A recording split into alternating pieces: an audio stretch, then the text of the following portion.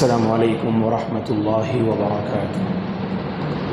الحمد للہ رب العالمین والعاقبۃ للمتقین والصلاة والسلام علی رسولہ الامین وعلی آلہ وصحبہ اجمعین ومن تبعہ بإحسان الی یوم الدین، اما بعد فاعوذ باللہ من الشیطان الرجیم۔ وضرب الله مثلا قرية كانت آمنة مطمئنة يأتيها رزقها رغدا من كل مكان فكفرت بأنعم الله فأذاقها الله لباس الجوع والخوف بما كانوا يصنعون۔ محترم حضرات، جب ہم قرآن مجید کو پڑھتے ہیں تو قرآن مجید کا ایک اہم اسلوب یہ ہے کہ وہ مختلف مثالوں کے ذریعے کبھی توحید کو، کبھی اللہ کی نشانیوں کو، کبھی اللہ کی قدرت اور اس کی نعمتوں کو واضح اور ثابت کرتا ہے۔ یہ قرآن مجید کا اہم اسلوب ہے۔ مختلف مقامات پر اللہ نے مثالیں دی، اور ہم انسان کوئی بھی بات جب مثال کے ذریعے واضح کی جائے وہ بات اچھی طرح ہمیں سمجھ میں آتی ہے۔ جیسا کہ عربی میں کہا جاتا ہے بالمثال یتضح المقال، کہ مثال سے بات واضح ہوتی ہے۔ ہم کوئی بات آپ کے سامنے رکھیں، آپ کی خدمت میں کوئی بات ہم رکھیں، اس بات کی مزید وضاحت کے لیے اگر میں نے کوئی مثال دی تو وہ بات آپ کے ذہن میں بیٹھ جاتی ہے۔ تو اسی لیے اللہ نے قرآن میں مختلف مثالیں بیان کی۔ ان مثالوں کو بیان کرنے کا مقصد کیا ہے؟ خود اللہ نے قرآن میں کہا لعلہم یتذکرون، تاکہ یہ بندے نصیحت حاصل کریں۔ تو نصیحت حاصل کرنا یہ اہم مقصد ہے مثالوں کو بیان کرنے کا۔ اب آئیے، قرآن نے جن مثالوں کو بیان کیا ان میں سے ایک مثال جو 14ویں پارے کی سورۃ النحل میں اللہ نے بیان کیا، وہ مثال ہم آپ کے حوالے کر رہے ہیں۔ اللہ نے کہا وَضَرَبَ اللَّهُ مَثَلًا قَرْيَةً كَانَتْ آمِنَةً مُطْمَئِنَّةً يَأْتِيهَا رِزْقُهَا رَغَدًا مِّن كُلِّ مَكَانٍ۔ اللہ تعالیٰ ایک بستی کی مثال بیان کرتے ہیں۔ وہ بستی کیسی؟ وہ بستی امن و امان میں زندگی بسر کر رہی تھی، اور اس بستی کی معاشی حالت ایسی تھی کہ ہر طرف سے کھانے پینے کا سامان بفراغت ان کے پاس آیا کرتا تھا۔ امن و امان، اطمینان والی زندگی، اور معاشی اعتبار سے کھانے کا ہر سامان اس بستی کو پہنچا دیا جاتا تھا۔ اس بستی والوں نے کیا کیا؟ فَكَفَرَتْ بِأَنْعُمِ اللَّهِ، اللہ کی نعمتوں کی ناقدری کی اور ناشکری کی۔ تو اللہ نے کیا کیا؟ جب اس قوم نے ان نعمتوں کی ناقدری کی تو اللہ تعالیٰ نے فَأَذَاقَهَا اللَّهُ لِبَاسَ الْجُوعِ وَالْخَوْفِ بِمَا كَانُوا يَصْنَعُونَ۔ ان کی ناقدری اور کرتوت کی وجہ سے اللہ نے ان پر بھوک اور ڈر کا عذاب مسلط کر دیا۔ بھوک اور ڈر کا مزہ اللہ نے انہیں چکھایا۔ یہ بستی کون سی؟ یہ بستی مکہ کی بستی ہے،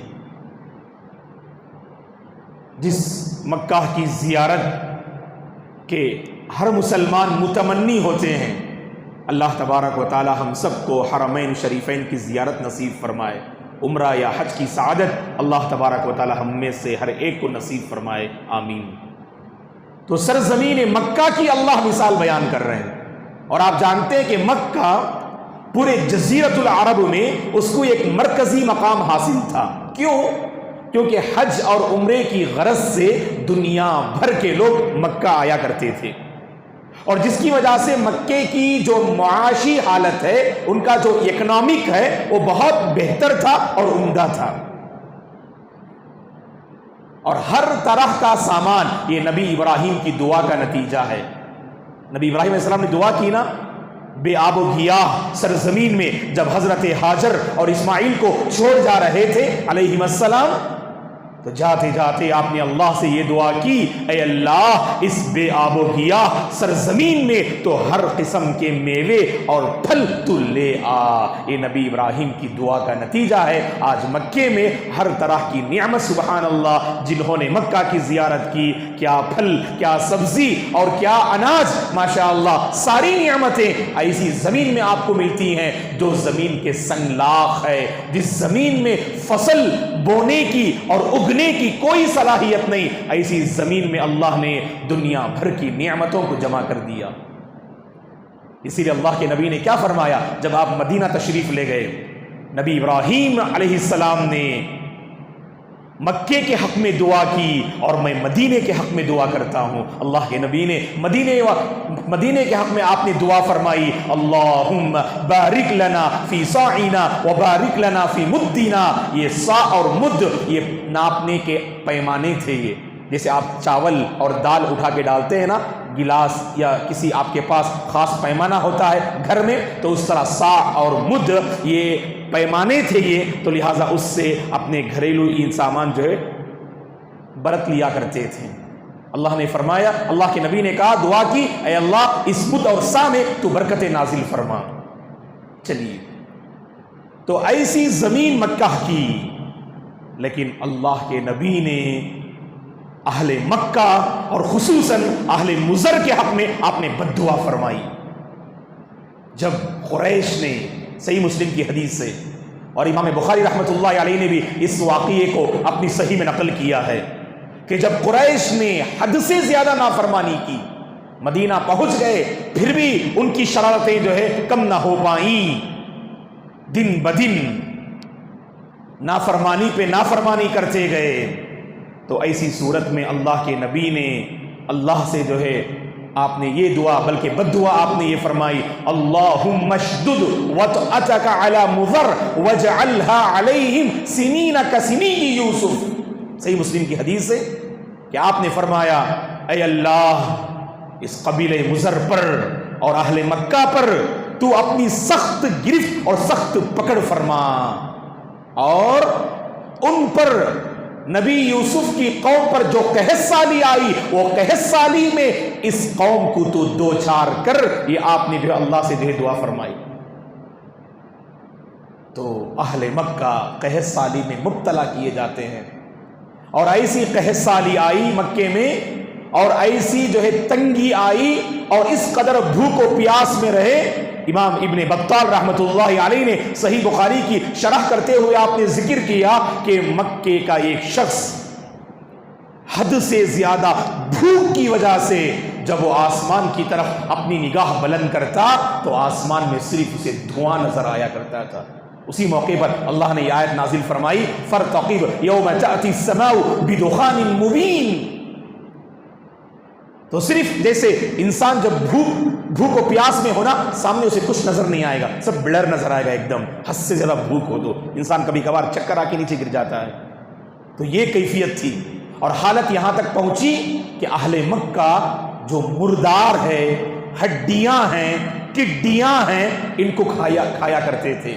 ابو سفیان اللہ کے نبی کی خدمت میں حاضر ہوئے، اور حاضر ہو کے کہا، اے اللہ کے نبی، اب آپ تو اللہ کی اطاعت اور بندگی کا حکم دیتے ہیں، آپ تو صلہ رحمی کا جو ہے پیغام دیتے ہیں، آپ ہمارے حق میں دعا کیجئے گا، یہ مصیبت ہم پہ ٹل جائے اور یہ قحط سالی دور ہو جائے۔ اللہ کے نبی نے اللہ سے پھر دعا کی، تو اس کے بعد یہ جو ہے مصیبت جو ہے ٹل گئی اہل مکہ پر۔ نبی کی دعا کی جو ہے بدولت اللہ تبارک و تعالیٰ نے ان پر سے اس مصیبت کو جو ہے ختم کر دیا۔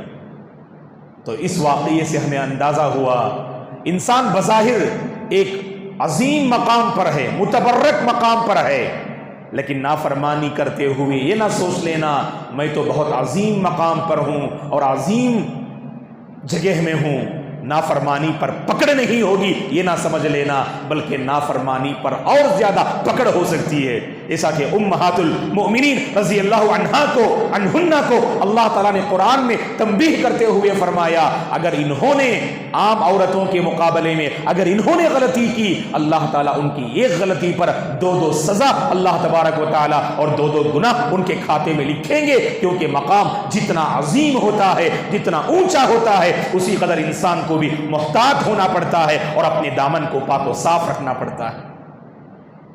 یہاں پر دیکھیے گا، اور اسی طرح اللہ نے سورہ سبا، اور آپ جانتے ہیں کہ یمن جو ملک ہے تو یمن کا اصل پرانا نام تھا سبا، اور اللہ نے یمن کے نام پر ایک سورت ہی نازل فرمائی 22 پارے میں سورہ سبا کے نام سے۔ اصل یہ یمن کا بہت پرانا نام تھا سبا، اور ملکہ سبا جانتے ہیں آپ نبی سلیمان علیہ السلام کے زمانے میں۔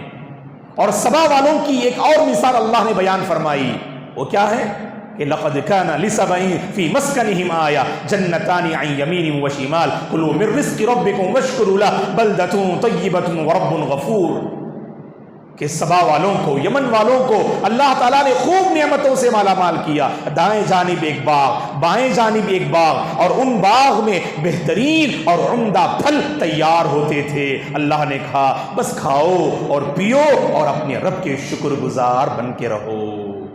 اللہ ہم سے چاہتے یہی ہیں دوستو۔ اللہ نے کھانے سے منع کیا کیا؟ اللہ تعالیٰ نے اس کی نعمتوں سے فائدہ اٹھانے سے منع کیا کیا؟ اللہ تعالیٰ تو ہم سے چاہتے کیا ہیں کہ ہم شکر گزار رہیں۔ بس ما یفعل اللہ بعذابکم ان شکرتم وآمنتم، اگر تم شکر گزار رہو گے اللہ تعالیٰ کو تمہیں عذاب دینے کی کیا ضرورت؟ اللہ تعالیٰ اس لیے کسی قوم کو مصیبت سے دوچار کرتا ہے جب وہ قوم نعمتوں کا مقابلہ ناشکری سے کرتی ہے، تبھی اللہ تعالیٰ اس قوم کو مصیبتوں سے دوچار کرتا ہے۔ تو یہاں پر سبا والوں نے بھی وہی ناقدری کی۔ اللہ نے کیا کیا؟ سیلاب بھیجا، وہ پوری نعمتیں تباہ و برباد ہو گئیں۔ جو پھل تیار ہوتے تھے جو بہت لذیذ اور میٹھے ہوا کرتے تھے، اللہ نے اس سیلاب کی وجہ سے ان پھلوں کو بدمزہ کر دیا، اللہ کی طرف سے عذاب۔ تو گویا کہ پیغام یہ ہے دوستو، اہل مکہ پر جو قحط سالی آئی خاص کر قبیلہ مضر پر، تو اس کے ذریعے سے پیغام جو ہے اللہ تبارک و تعالی ہم بندوں کو یہ دینا چاہتے ہیں کہ نعمتوں کی ناقدری نہ کریں، نعمتوں کی ناقدری اور ناشکری نہ کریں۔ اللہ تبارک و تعالی الشکور ہے، یعنی بندوں کا وہ قدرداں ہے۔ بندے جب نعمتوں کی قدر کرتے ہیں اللہ اس بندے کی لاج رکھتے ہیں، اس بندے کی اللہ قدر کرتے ہیں۔ نعمتوں کے سلسلے میں مختصر 3 باتیں ذہن میں رکھیے۔ سب سے پہلی بات یہ ہے کہ نعمتوں کا ہمیں احساس ہونا چاہیے۔ اللہ کی کیا نعمتیں ہم پہ ہیں، ہمیں احساس ہی نہیں ہوتا۔ کبھی ہم نے بیٹھ کے جو ہے سوچا نہیں ارے اللہ کی کتنی نعمتیں مجھ پر برس رہی ہیں۔ ہاں شکایتیں کہیے ہر کسی کو یاد رہتی ہیں، ہر کوئی جو ہے یعنی جو شکایتیں ہیں جو مصیبتیں ہیں اور جو بیماریاں ہیں ہر کوئی اسے کاؤنٹ کرتا ہے اور اسے جو ذہن میں رکھتا ہے۔ اس لیے بہت سارے اللہ کے بندے نعوذ باللہ بہت کچھ پا کر بھی یہ کہتے ہم نے کچھ پایا نہیں اور اللہ نے ہمیں کچھ دیا نہیں۔ اگر تھوڑی دیر بیٹھ کے سوچتے نا تو اللہ کی کتنی نعمتیں جو ہمیں ملی ہیں تو اس کا احساس ہوگا۔ تو پہلے احساس ہونا چاہیے، اور دوسری بات کیا ہے؟ احساس کے بعد اس کا اظہار بھی ہونا چاہیے۔ اظہار کیسے؟ مثلا اللہ نے آپ کو علم دیا، یہ اللہ کی نعمت، اس کا اظہار خود اس پہ عمل پیرا ہو جائیے اور دوسروں کو تقسیم کیجئے، دوسروں کو بانٹیے۔ اللہ تعالیٰ نے آپ کو دولت سے مالا مال کیا، یہ اللہ کی نعمت۔ احساس ہوا ہاں اللہ نے مجھے دیا ہے، اللہ نے میرے ہاتھ کو اونچا رکھا ہے، احساس۔ اس کے بعد اظہار۔ اظہار کیسے؟ اللہ کے بندوں کے کام آئیے۔ صرف احساس کر لینا کافی نہیں، ورنہ صرف احساس ہو اور اس کا اظہار نہ ہو تو بندہ متکبر ہوتا ہے۔ جیسے اللہ کے بہت سارے بندے اس کا اظہار نہیں کرتے، غریبوں کے کام نہیں آتے، لیکن اپنے آپ کو بہت بڑا جتاتے اور بتاتے ہیں کہ قوم کا سب سے زیادہ جو ہے عظیم الشان شخصیت میں ہی ہوں، کیونکہ میرے پاس اتنی جائیداد اور اتنی پراپرٹی ہے۔ یہ کافی نہیں ہے دوستو کہ احساس ہو اور اظہار نہ ہو تو سمجھ لینا وہاں انسان متکبر ہوتا ہے۔ جو نعمت آپ کو طاقت ہے نا، جوانی ہے، دوسروں کے کام آئیے، دوسروں کی مدد کیجیے، خیرات میں آگے بڑھیے، طاعت میں آگے بڑھیے، اللہ کے لیے سجدہ کیجئے، اللہ تعالیٰ کی بندگی کما حق بجا لائیے۔ جو صحت اللہ نے دی، جو جوانی اللہ نے دی، جو جسم کے اعضاء کو اللہ نے صحیح سالم بنایا، تو ان نعمتوں کی قدردانی اللہ کی بندگی اور خدمت خلق سے ہو سکتی ہے۔ تو آگے بڑھیے، اللہ کو بھی راضی کیجئے اور اس کے بندوں کو بھی راضی کیجئے۔ تو نعمتوں کا اظہار بھی ہونا چاہیے، اور اظہار آپ پہ بھی ہو، آپ کے گھر والوں پہ بھی ہو، اور آپ کے آس پاس لوگوں پر بھی ہو۔ اسی لیے وہ اما بنعمتی ربک فحدث کی تفسیر میں علماء نے اس حدیث کو پیش کیا، جس میں اللہ کے نبی نے فرمایا کہ یہ تکبر میں شامل نہیں ہے۔ اللہ تعالیٰ جب کسی پر کوئی انعام اور کوئی نعمت اللہ کسی کو عطا کرتے ہیں، اللہ چاہتے ہیں کہ اس نعمت کا اثر اس بندے پر بھی ظاہر ہونا چاہیے۔ تو گویا کہ اظہار، اور اس پہلے احساس، اور احساس کے بعد اظہار، اور اظہار کے بعد ایک اہم بات ہے دوستو، یہ بہت ضروری ہے، اور یہی بات آپ کو جو ہے شکر گزار بنائے گی، اور یہی بات آپ کو شاکرین کی فہرست میں لا کھڑا کرے گی۔ وہ کون سی بات ہے؟ تیسری بات، اللہ سے شکر گزاری کی توفیق کا سوال کرنا، کیونکہ شکر گزاری کی توفیق یہ بھی بہت بڑی نعمت ہے۔ آپ کو نعمت تو ملی، لیکن اگر شکر گزاری کی توفیق نہ ملی نا، تو نعمت پر جو اور نعمت ہونی چاہیے وہ نعمت سے آپ محروم ہیں آپ۔ تو اس لیے وہ نعمت آپ کے حق میں نقمت، یعنی وہ نعمت آپ کے حق میں نعمت نہیں بلکہ اللہ کا عذاب ہے۔ وہ نعمتوں کو نعمتوں کی شکل میں باقی رکھیے، اللہ کے عذاب کی شکل میں اسے باقی مت رکھیے۔ اگر نعمتوں کا حق ادا کرنے کی توفیق نہ ملے، وہ نعمت نہیں، وہ نعمت نقمت ہے، یعنی اللہ کا عذاب ہے وہ۔ تو کیا مانگے اللہ سے؟ اے اللہ مجھے شکر گزاری کرنے کی توفیق عطا فرما۔ سلیمان علیہ السلام کی بہترین دعا اللہ تعالی نقل کیا ہے۔ نبی سلیمان علیہ السلام نے اللہ سے دعا کی، یہ دعا یاد کر لیجئے، رب اوزعنی ان اشکر نعمتک التي انعمت علی وعلی والدی وان اعمل صالحا فیما ترضى۔ انہوں نے دعا کی اللہ سے، اے اللہ جو نعمتیں تو نے مجھے عطا کی اور جو نعمتیں تو نے میرے والدین کو عطا کی، ان نعمتوں کی صحیح معنی میں شکر گزاری کرنے کی توفیق عطا فرما، اور ایسے اعمال کو انجام دینے کی توفیق عطا فرما جن نیک اعمال سے تو راضی ہو جائے، جن نیک اعمال سے تیری رضامندی مل جائے، ایسے نیک اعمال کو بجا لانے کی توفیق عطا فرما۔ کتنی پیاری دعائیں دیکھیے۔ اور اپنی رحمت سے اے پروردگار تیرے نیک بندوں میں مجھے شامل فرما، وادخلنی برحمتک فی عبادک الصالحین۔ تو ربی اوزعنی کا مطلب ہے اے اللہ تو مجھے توفیق عطا فرما۔ کس بات کی توفیق؟ شکر گزاری کی توفیق۔ ہر کوئی شاکر نہیں بنتا، جو شاکر بننا چاہے اللہ اسے شاکر بناتا ہے، ورنہ کافر یعنی نعمتوں کا کفر کرنے والے، نعمتوں کی ناقدری کرنے والے بہت ہیں۔ وَقَلِيلٌ مِّنْ عِبَادِيَ الشَّكُورُ، اللہ کے بندوں میں بہت کم ہیں جو اللہ کا صحیح معنی میں شکر ادا کرتے ہیں۔ قَلِيلًا مَا تَشْكُرُونَ، اللہ نے کئی ایک مقامات پہ فرمایا قَلِيلًا مَا تَشْكُرُونَ، بہت کم تم شکر بجا لاتے ہو۔ تو اسی لیے دوستو ہمیں چاہیے کہ اللہ کی جو نعمتیں ہم پر برس رہی ہیں ان نعمتوں کا احساس جو ہے اپنے اندر پیدا کیجئے، اور پھر ان نعمتوں کا اظہار جو ہے کرنے کی کوشش کیجئے، اور اس کے بعد آخر میں اللہ سے توفیق کا بھی مطالبہ کیجئے، کیونکہ اللہ کے موفق بندے ہیں وہ، اللہ کے موفق بندے ہیں وہ جن کو نعمت ملنے کے بعد نعمت کی شکر گزاری کی توفیق ملے۔ ایسے بندے یقیناً موفق ہیں، اور ایسے بندوں کو اللہ کی توفیق شامل حال ہوتی ہے۔ اللہ سے ہماری دعا ہے اللہ تبارک و تعالی ہم سب کو شاکرین کی فہرست میں شامل فرمائے، نعمتوں کی صحیح قدردانی کرنے کی اللہ توفیق عطا فرمائے۔ جو نعمتیں اللہ نے ہم سب کو عطا کی ہیں ان نعمتوں کی حفاظت کرنے، ان نعمتوں کی قدردانی کرنے کی اللہ تعالیٰ توفیق عطا فرمائے، ہماری اپنی نعمتوں میں پروردگار اضافہ فرمائے، نعمتوں پر باقی رکھے، نعمتوں پر باقی رکھے، اور نعمتوں پر اللہ تعالیٰ ہم سب کو خاتمہ نصیب فرمائے۔ نعمت ایمان، نعمت بندگی، نعمت صحت، ایسی عظیم نعمتوں سے اللہ ہم سب کو مالا مال فرمائے، جب تک اس دنیا میں باقی رکھے، شکر گزاری پر باقی رکھے، اور شکر گزاری ہی پر اللہ ہم سب کا خاتمہ نصیب فرمائے۔ آمین۔ اقول قولی ھذا واستغفر اللہ لی ولکم ولسائر المسلمین من کل ذنب فاستغفروہ انہ هو الغفور الرحیم۔ سبحانک اللہم وبحمدک، اشہد ان لا الہ الا انت، استغفرک واتوب الیک۔ والسلام علیکم ورحمۃ اللہ وبرکاتہ۔